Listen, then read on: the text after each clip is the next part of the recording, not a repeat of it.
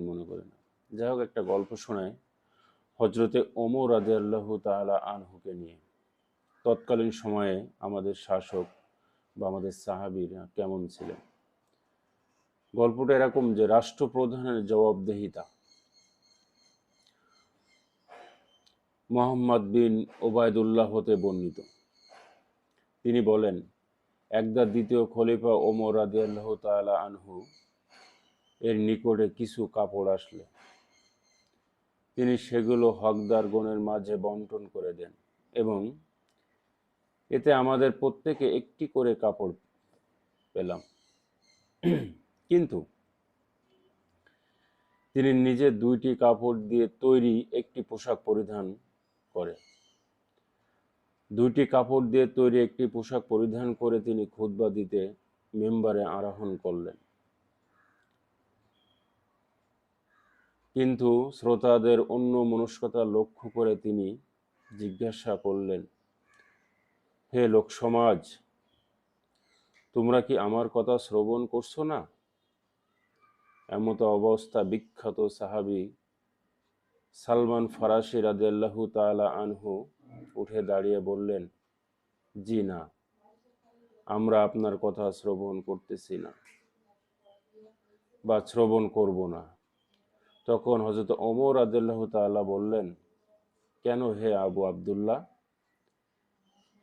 তিনি বললেন, আপনি আমাদেরকে একটি করে কাপড় দিয়েছেন, অথচ আপনি পরিধান করেছেন 2 কাপড়ের বড় পোশাক। তাই আমরা আপনার কথা শ্রবণ করিব না।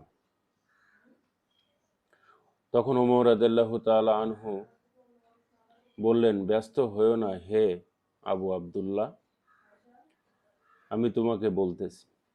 অতঃপর হযরত ওমর রাদিয়াল্লাহু তাআলা আনহু তিনি তার ছেলে আব্দুল্লাহ বিন ওমর রাদিয়াল্লাহু এর দিকে ইশারা করলে তিনি উঠে দাঁড়ালেন এবং ওমর রাদিয়াল্লাহু তাআলা আনহু বললেন, আমি আল্লাহর কসম করে জিজ্ঞেস করছি, আমার পোশাকে যে অতিরিক্ত কাপড় রয়েছে সেটা কি তোমার নয়?